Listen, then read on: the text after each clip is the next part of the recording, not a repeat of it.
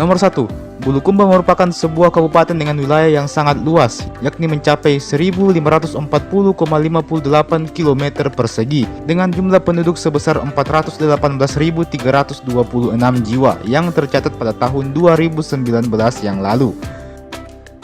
Nomor 2. Kabupaten Bulukumba sendiri mempunyai 10 kecamatan, 27 kelurahan, dan 109 desa. Nomor 3. Bulukumba memiliki moto yakni Bulukumba berlayar, bersih lingkungan, dan alam yang ramah. Dari moto ini kita bisa menangkap bahwa Bulukumba adalah wilayah yang sangat mengandalkan keindahan alamnya dan kebersihan daerahnya. Nomor 4. Kabupaten Bulukumba sendiri resmi berdiri pada tanggal 4 Februari tahun 1960. Itu artinya baru-baru ini Bulukumba telah merayakan hari jadinya yang ke-61 tahun. Nomor 5. Kata Bulukumba sendiri diperkirakan berasal dari bahasa Bugis yang terdiri dari dua kata, yakni dari kata Buluku dan Mupa, yang memiliki arti masih gunung milik saya atau tetap gunung milik saya.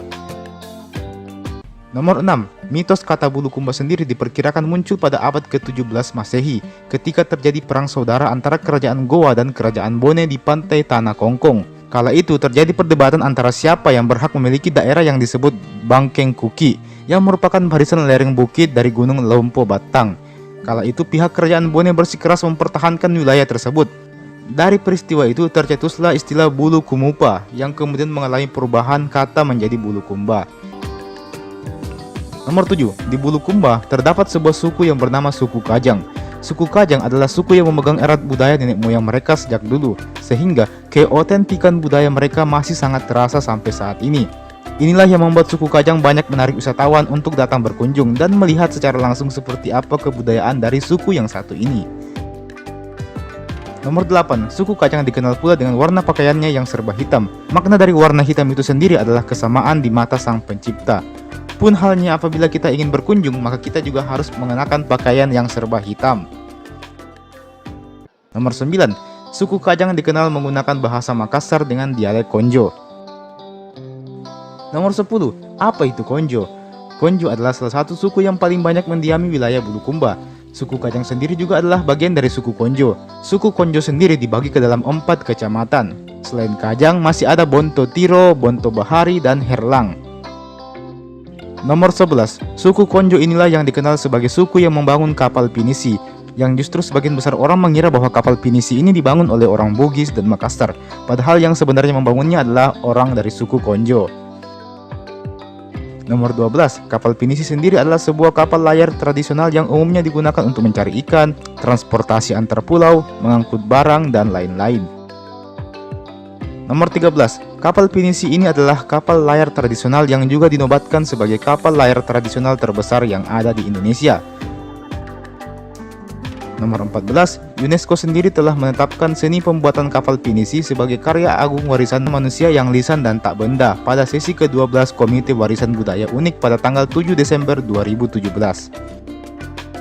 Nomor 15. Karena adanya kapal pinisi inilah sehingga Bulukumba mendapat julukan sebagai Bumi Penderita Lopi, yang memiliki arti daerah para ahli pembuat kapal. Nomor 16. Tahukah kalian kalau kapal pinisi memiliki jumlah layar sebanyak 7 buah?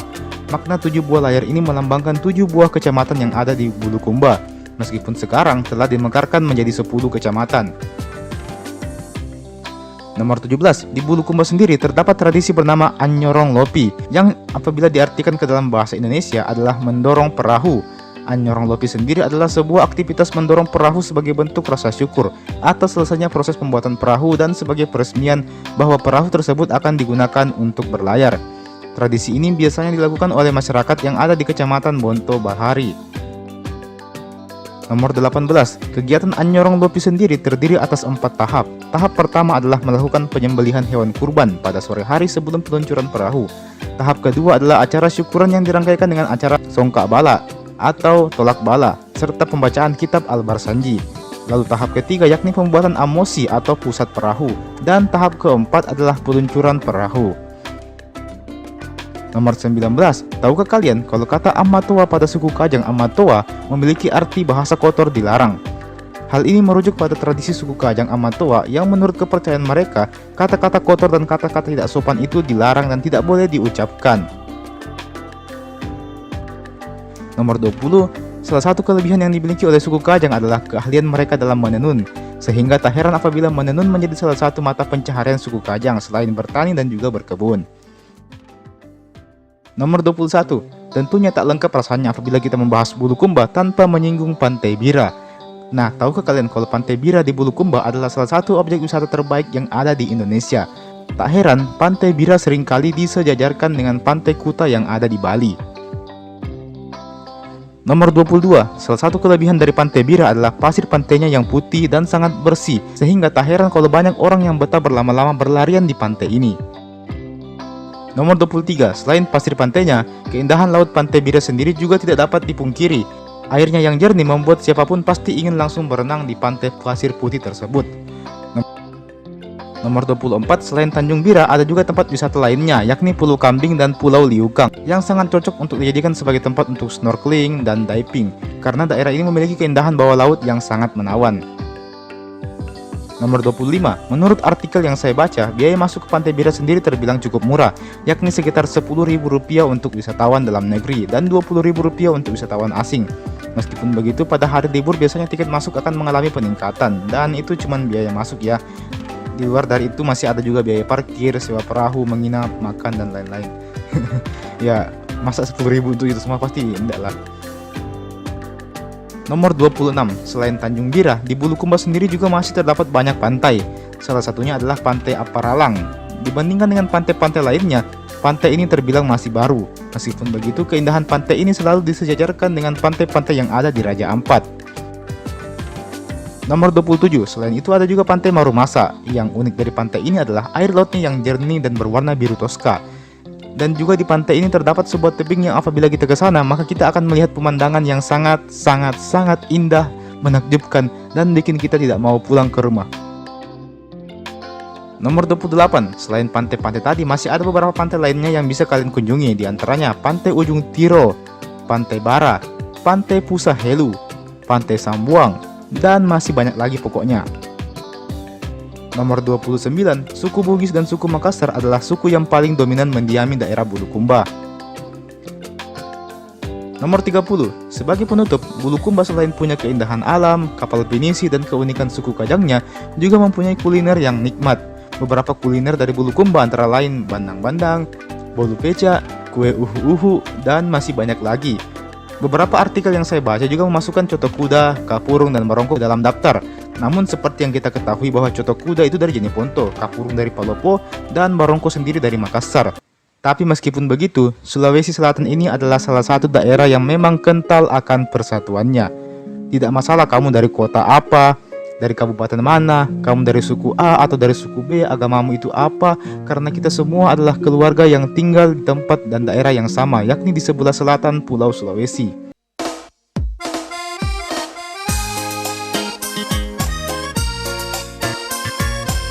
Nomor 1, Kabupaten Sopeng adalah salah satu kabupaten terluas di Sulawesi Selatan. Kabupaten ini memiliki luas wilayah mencapai 1.500 km persegi. Nomor 2, ibu kota dari kabupaten ini sendiri terletak di Watan Sopeng. Jadi Sopeng itu nama kabupatennya dan Watan Sopeng itu nama ibu kotanya. Nomor 3, jumlah penduduk yang mendiami wilayah Kabupaten Sopeng tercatat mencapai 223.826 jiwa yang tercatat pada tahun 2010 yang lalu. Nomor 4, menurut statistik kebahasaan 2019 mengungkapkan bahwa terdapat satu bahasa daerah di Kabupaten Sopeng, yakni bahasa Bugis dengan dialek Sopeng, yang menandakan bahwa di Sopeng sendiri lebih dominan suku Bugis.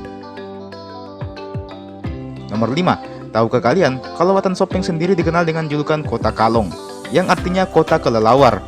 Hal ini dikarenakan di daerah tersebut memang terdapat sebuah pohon besar yang dihuni oleh ratusan bahkan ribuan kelelawar, yang apabila kita lihat dari kejauhan akan nampak seperti ribuan kantong plastik hitam yang digantung di pohon. Tahu-taunya itu kelelawar. Gokilnya lagi, pohon tersebut terletak di tengah-tengah kota, sehingga setiap orang yang lewat pun pasti bisa melihat pemandangan unik tersebut. Nomor 6, selain terkenal dengan kelelawar, di Sopeng sendiri juga terdapat bangunan bersejarah, adalah Villa Juliana yang dulunya merupakan bangunan peristirahatan peninggalan kolonial Belanda. Dengan adanya bangunan tersebut menandakan bahwa Sopeng sendiri adalah salah satu bagian penting dari sejarah perjalanan bangsa Indonesia. Nomor 7, tahukah kalian kalau Sopeng adalah salah satu di antara sedikit daerah di Sulawesi Selatan dengan wilayah tanpa kawasan pesisir? Yang dengan kata lain, Sopeng tidak memiliki wilayah pantai. Adapun wilayah perairan hanya sebagian dari Danau Tempe. Nomor 8, Sopeng sendiri dapat dibagi ke dalam 8 kecamatan dengan 70 desa atau kelurahan serta 163 dusun dan lingkungan.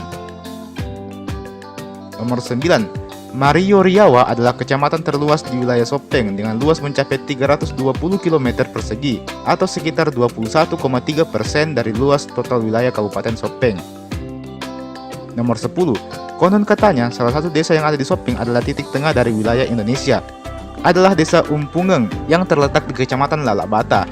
Wilayah ini diyakini oleh banyak orang sebagai Posina Tanae yang artinya pusatnya bumi. Selain itu, konon katanya dulu daerah ini juga menjadi tempat peristirahatan para raja-raja. Nomor 11, tahukah kalian kalau jumlah pertumbuhan penduduk di Sopeng sendiri terbilang sangat rendah, yakni kurang dari 1%, yaitu sekitar 0,87% yang tercatat pada tahun 2014 yang lalu. Nomor 12, sekarang mari kita masuk ke segmen sejarah. Yap, sejarah Sopeng diawali dengan munculnya Tomanurung, yang artinya orang yang muncul seketika. Apa maksud dari itu? Masih belum jelas maknanya seperti apa. Hanya saja pada waktu itu masyarakat Sopeng tengah dilanda kegetiran dan kemiskinan. Masyarakat kelaparan dan kesulitan bertahan hidup pada zaman itu. Maka pada waktu itu berkumpullah para tokoh-tokoh masyarakat yang mengadakan tudang sipulung alias berkumpul dan duduk bersama untuk menyelesaikan masalah. Nah, di tengah-tengah pembicaraan mereka, tiba-tiba ada seekor burung kakak tua yang terbang tepat di atas kepala orang-orang yang sedang tudang sipulung tadi. Apa yang terjadi selanjutnya? Kita sambung ke nomor 13. Nomor 13, sambungan dari nomor 12 yang tadi. Jadi apa yang terjadi selanjutnya? Mengapa ada burung kakak tua terbang di atas kepala mereka? Karena merasa ada yang aneh dengan burung kakak tua itu, maka para tokoh masyarakat pada waktu itu pun memutuskan untuk menyuruh beberapa utusan agar mengikuti kemana burung kakak tua tadi terbang. Akhirnya diikuti pun burung kakak tua tersebut. Dan setelah diikuti sampailah mereka di suatu tempat bernama Sekanyili. Dan di tempat ini mereka melihat ada seseorang yang berpakaian dengan sangat indah dan sangat gagah yang sedang duduk di atas batu. Pada akhirnya orang itulah yang kemudian diangkat menjadi raja pertama di Sopeng yang diberi gelar Latem Mamala Manurunge Ri Sekanyilik. Koreksi kalau salah ya teman-teman. Nomor 14, menurut sejarah yang ditemukan, diperkirakan bahwa kota Sopeng sendiri dulunya merupakan kota bekas kerajaan masa lampau yang memiliki wilayah cukup luas sewaktu dipimpin oleh Raja Sopeng pertama tadi. Hal ini makin diperkuat dengan adanya Istana Datuk Sopeng yang dibangun pada tahun 1261 Masehi. Nomor 15, dari sejarah kita menuju ke kelelawar yang ada di Sopeng. Ya itulah pokoknya. Kota Watan Sopeng sendiri memang dikenal dengan kelelawarnya. Uniknya, kelelawar ini hanya tinggal di pepohonan yang ada di pusat kota tadi. Nah, tahukah kalian, ada mitos yang mengatakan bahwa apabila para kelelawar tersebut telah meninggalkan kota Watan Sopeng, maka itu artinya akan terjadi bencana besar atau musibah yang besar. Waduh, lumayan seram juga ya. Nomor 16, selain mitos yang tadi, ada juga mitos yang mengatakan bahwa apabila ada orang luar yang datang ke Sopeng, kemudian dia dijatuhi kotoran kelelawar, maka orang itu akan mendapatkan jodoh orang asli Sopeng. Wah, jadi teman-teman kalau datang ke Sopeng dan najatuhi kotoran kelelawar jangan kimara. Siapa tahu jodoh kisah sama orang Sopeng. Itu yang sudah punya istri ndak usah minta dijatuhi kotoran kelelawar nah. Awas kok. Nomor 17. Selain itu teman-teman, ada mitos lain mengatakan bahwa apabila orang luar datang ke Sopeng dan dia dikencingi sama kelelawar yang ada di sana, maka orang tersebut akan meninggal di kota Sopeng. Siap-siap kok. Tapi yang namanya mitos ya memang mitos, tidak ada yang jamin kalau itu benar-benar terjadi. Jadi jangan terlalu dipercaya juga ya teman-teman. Nomor 18, Sopeng sejatinya bukan hanya terkenal dengan kelelawarnya saja, melainkan juga dengan permandian air panasnya. Inilah permandian air panas Leja. Permandian ini menawarkan kolam permandian air hangat yang sangat nyaman untuk bersantai dan melepas penat. Nomor 19, permandian Leja ini selain sebagai objek rekreasi juga sebagai tempat menyembuhkan berbagai macam penyakit. Karena memiliki air panas yang bisa mencapai 60 derajat Celcius, maka berendam di kolam ini dipercayai mampu menyembuhkan penyakit gatal-gatal dan juga rematik. Nomor 20, beberapa masyarakat sendiri percaya bahwa apabila mereka menggantung plastik atau kaleng pada pohon yang ada di permandian tersebut, maka mereka akan cepat mendapatkan jodoh dan keinginan lainnya pun akan terkabul. Dan apabila telah terkabul, maka mereka akan kembali lagi dan mencabut gantungan dan kaleng yang telah mereka gantung sebelumnya. Nomor 21, selain Leja, di Sopeng juga terdapat permandian alam Ompo. Permandian ini adalah salah satu favorit warga Sopeng karena air kolamnya yang sangat jernih. Nah, kalau di Leja tadi air hangat, kalau di sini airnya dingin. Selain itu, karena kejernihan airnya, maka tak heran kalau air yang terletak di Kelurahan Ompo ini menjadi salah satu sumber air bersih bagi masyarakat Sopeng. Selain itu, salah satu perusahaan nasional air mineral juga mengambil air dari tempat ini. Nomor 22, selain itu ada juga permandian alam Citta. Permandian alam ini sesuai dengan namanya terletak di Desa Citta, Kecamatan Citta. Pemandangan air terjun di sini menjadi salah satu nilai plusnya dan juga dijadikan sebagai tempat mengolah tembakau secara tradisional oleh masyarakat setempat. Nomor 23, sumber mata air asin. Memang sih, Sopeng tidak punya objek wisata pantai atau laut atau semacamnya. Namun di Sopeng ternyata ada loh sumber mata air asin. Adalah di Desa Apejenge yang mempunyai sumber mata air asin yang kemudian diberi nama Ladidda.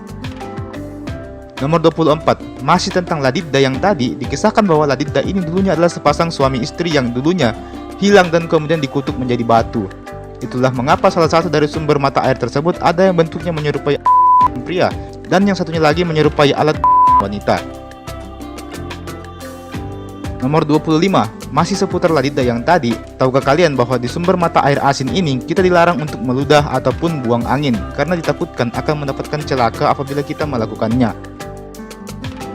Nomor 26, tahukah kalian kalau di Sopeng terdapat gua prasejarah? Inilah Gua Codong Cita. Gua ini dulunya digunakan oleh para makhluk purba sebagai tempat untuk bermukim. Selain itu, di gua ini juga telah ditemukan tengkorak manusia yang diperkirakan berasal dari spesies etnis Bugis. Bagaimana? Tertarik berkunjung ke sana?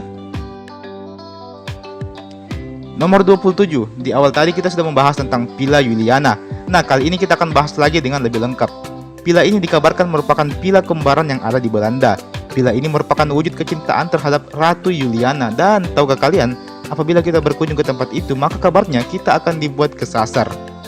Jadi yang awalnya di lantai 1 malah lari ke lantai 2. Yang awalnya di lantai 2 malah kembali ke lantai 1. Ada apa gerangan dengan villa ini? Nomor 28, tahukah kalian dengan Selfie? Selfie adalah artis Indonesia yang juga menjadi kebanggaan orang Sopeng. Selfie adalah seorang penyanyi dangdut yang telah menjuarai Liga Dangdut Indonesia 2018 sekaligus D Akademi Asia 4 yang juga digelar pada tahun yang sama, tahun 2018. Selfie sendiri dikenal dengan suaranya yang unik dan sangat khas ala-ala Bugis begitu. Maka dari itu tak heran kalau namanya sangat dikenal di Sopeng dan Sulawesi Selatan tentunya. Nomor 29, di Sopeng sendiri terdapat sebuah taman yang disebut dengan Taman Kalong yang letaknya tidak begitu jauh dari pohon besar yang dihuni kelelawar yang tadi. Sesuai namanya, di taman ini terdapat patung kelelawar yang menjadi simbol sekaligus ikon kota Watan Sopeng. Tempat ini sangat cocok dijadikan sebagai tempat nongkrong, foto-foto, dan juga mencicipi beraneka ragam jajanan yang dijual di sana. Nomor 30, meskipun terkenal dengan julukan Kota Kalong, namun logo pemerintahan Kabupaten Sopeng sendiri tidaklah memakai kelelawar sebagai lambangnya, melainkan menggunakan burung kakak tua sebagai lambangnya. Mengapa demikian? Karena dalam sejarahnya sendiri, seperti yang saya jelaskan tadi, kalau zaman itu sewaktu lagi Tudang Sipulung yang terbang secara tiba-tiba di atas kepala para tokoh masyarakat pada saat itu adalah burung kakak tua. Inilah yang menjadi alasan dibalik penggunaan burung kakak tua tadi sebagai lambang pemerintahan Kabupaten Sopeng.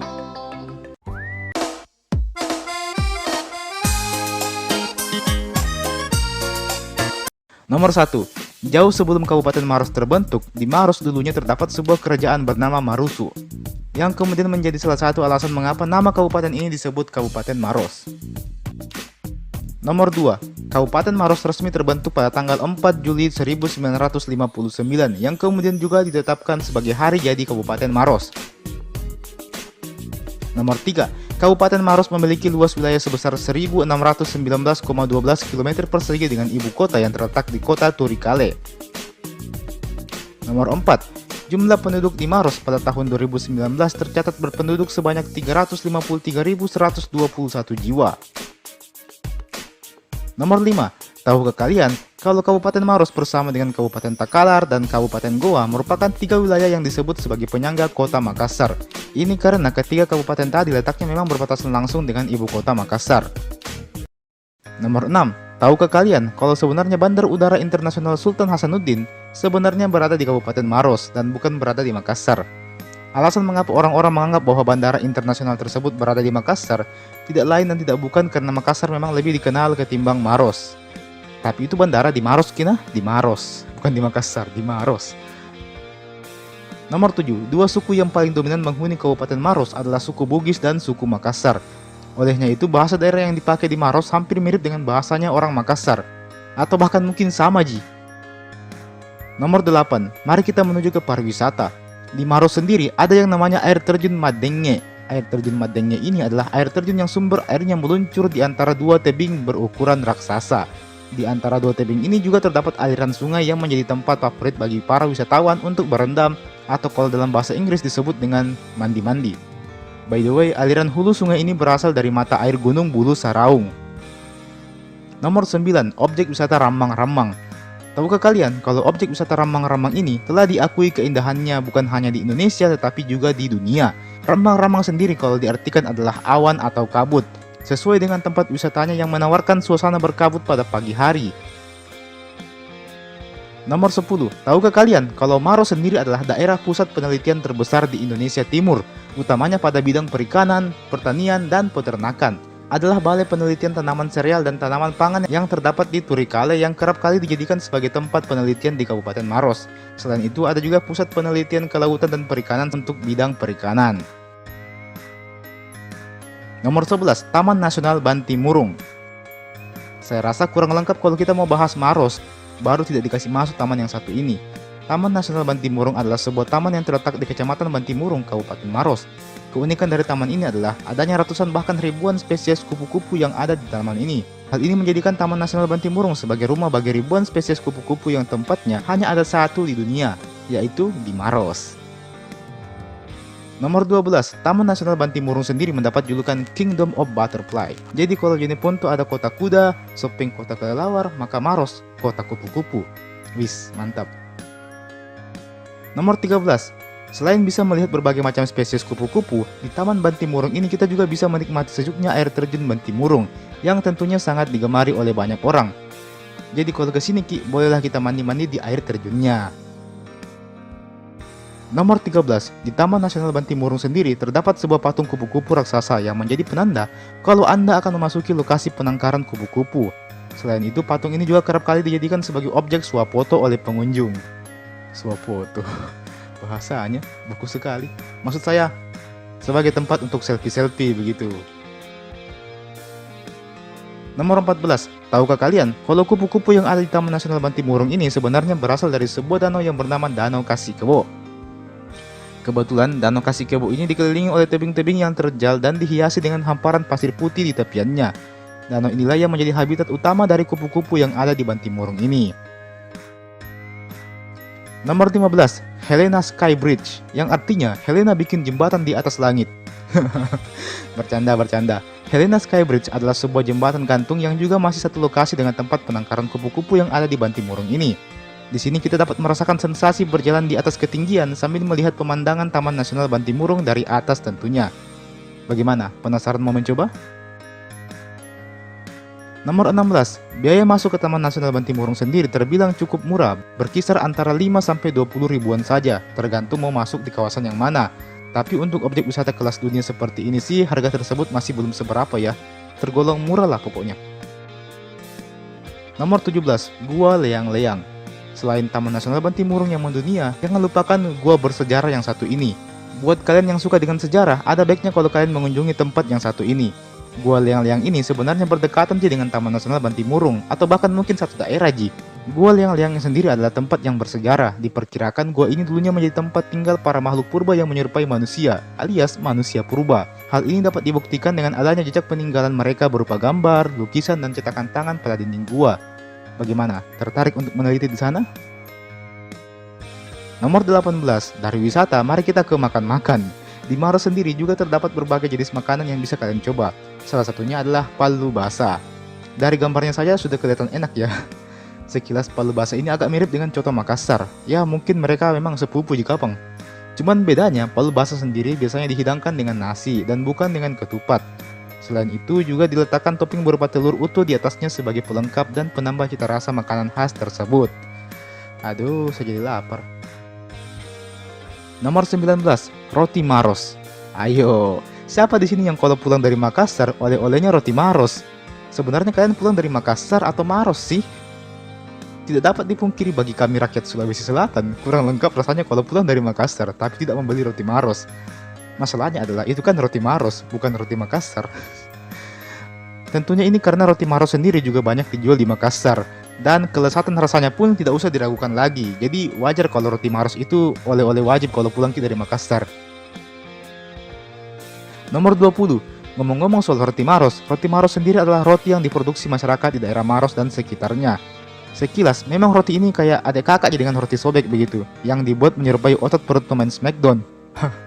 Otot perut pemain Smackdown. Maksud saya yang dibuat dengan bentuk persegi dan dapat dibagi ke dalam 9 atau 12 potong. Isiannya sendiri adalah selai dengan beraneka macam rasa. Ada rasa coklat, pisang, rasa kacang, rasa ingin memiliki, rasa sakit, rasa kecewa, rasa ingin membenci tapi sebenarnya cinta.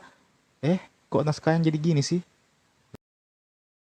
Nomor 21. Harga roti Maros sendiri terbilang cukup murah, hanya sekitar 10 sampai 15 ribu rupiah saja per kotaknya. Kelebihan lainnya adalah roti ini tahan lama sehingga cocok dibawa kalau kita sedang dalam perjalanan jauh. Nomor 22. Salah satu konten kreator ternama Indonesia yang juga favorit saya adalah M. Akui alias Muklis Amin Kawiun, juga berasal dari Maros, Sulawesi Selatan. Dia juga salah satu inspirasi saya untuk bikin channel ini sih. Nomor 23. Di Maros terdapat sebuah mall alias tempat perbelanjaan dengan konsep Eropa klasik modern yang unik. Mall ini bernama Grand Mall Maros atau biasa juga dipanggil dengan Grand Mall Batangase. Letaknya sendiri berada di Jalan Poros Makassar Maros, lingkungan Batangase, jadi tidak terlalu sulit untuk dicari lah.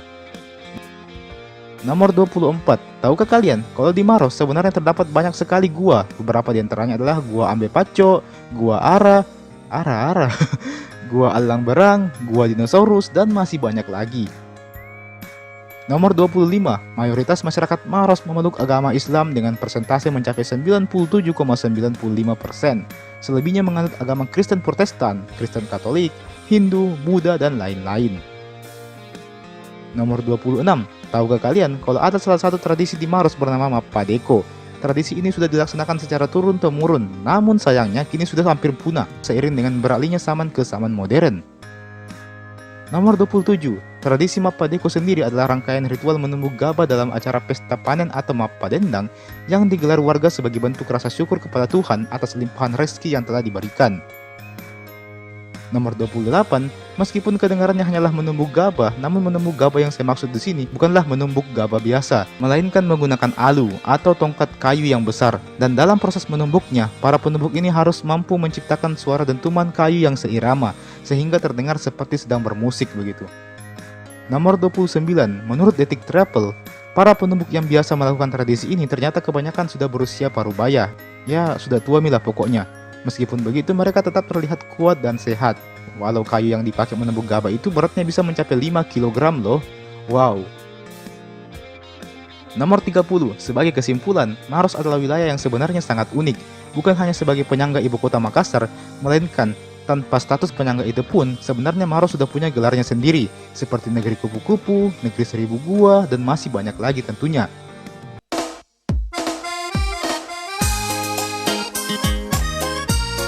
Nomor 1. Tahukah kalian kalau Kabupaten Luwu dulunya memiliki wilayah yang sangat luas, mencakup wilayah Kabupaten Luwu Utara, Luwu Timur, dan Kota Palopo.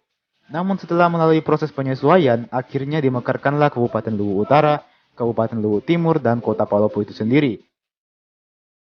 Nomor 2. Kabupaten Luwu termasuk salah satu kabupaten yang berlokasi paling jauh dari ibu kota Makassar.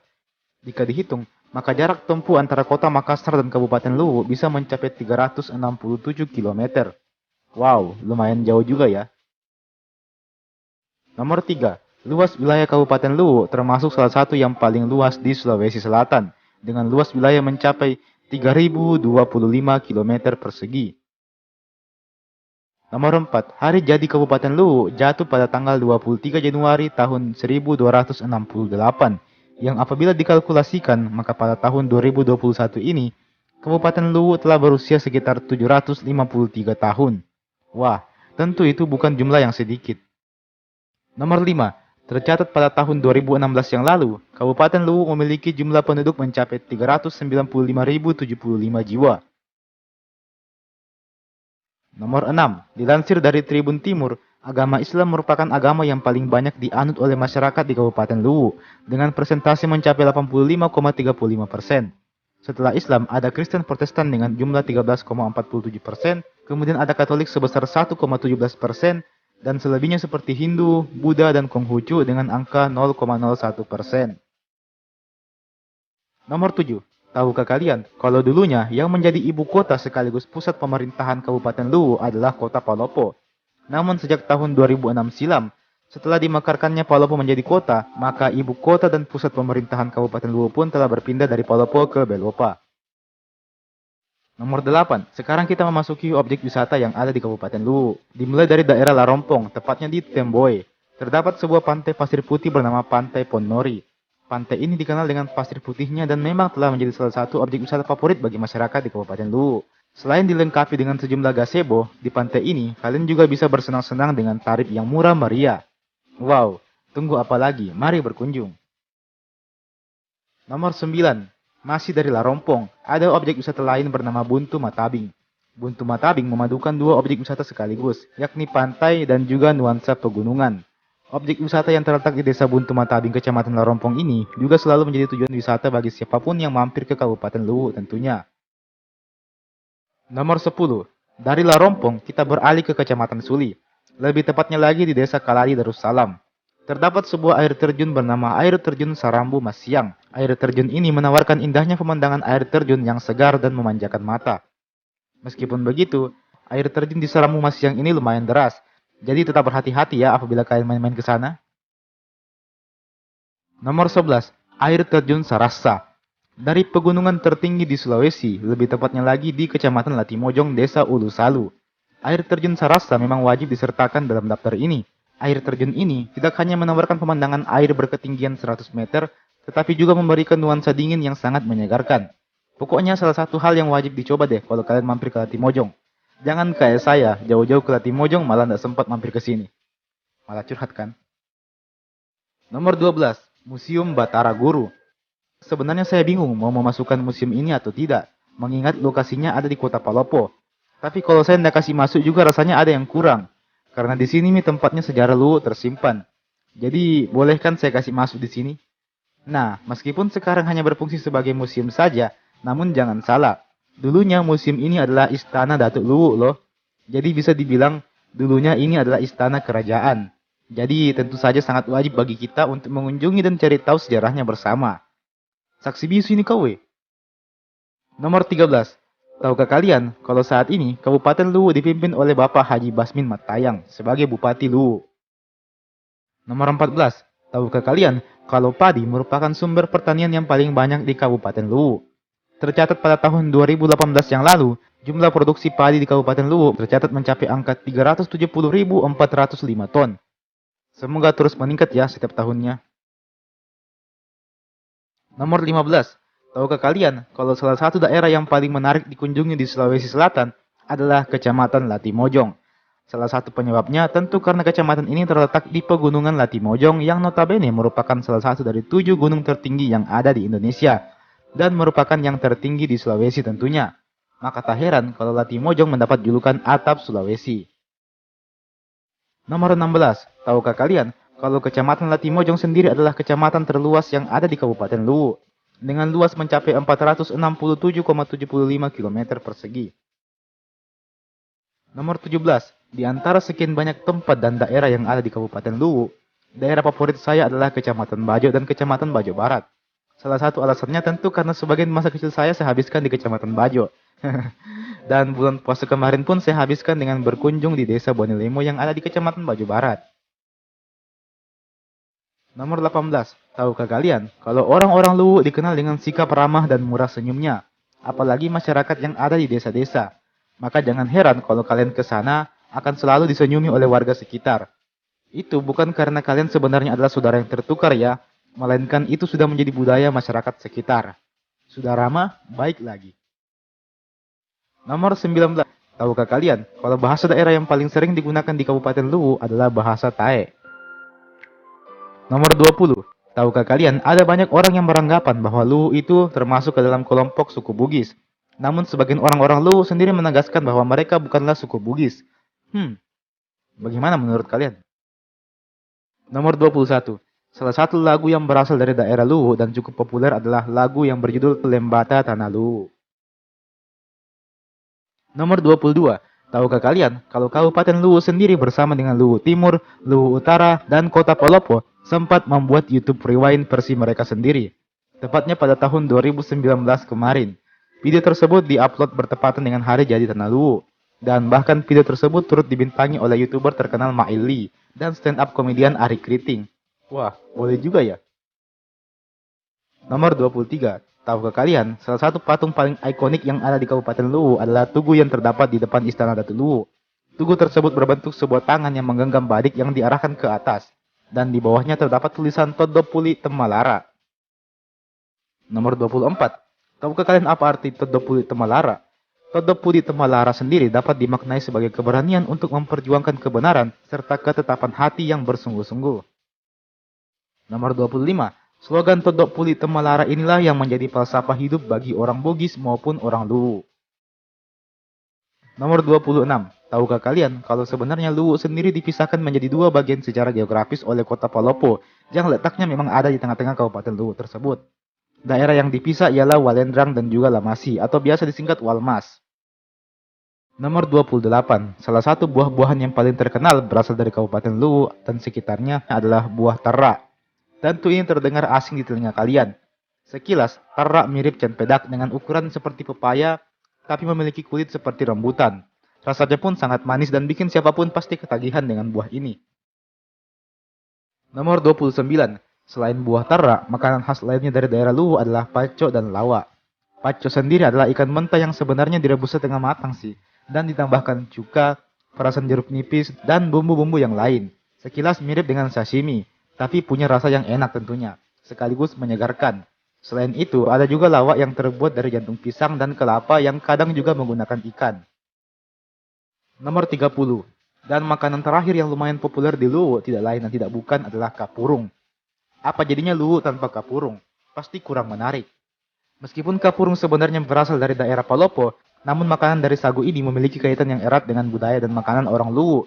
Lagi pula, Palopo itu sebenarnya masih satu daerah aja dengan Luwu secara kebudayaan. Bahkan di tiap daerah di Kabupaten Luwu pasti punya resep khas kapurungnya masing-masing. Jadi ndak bosan ki makan nih.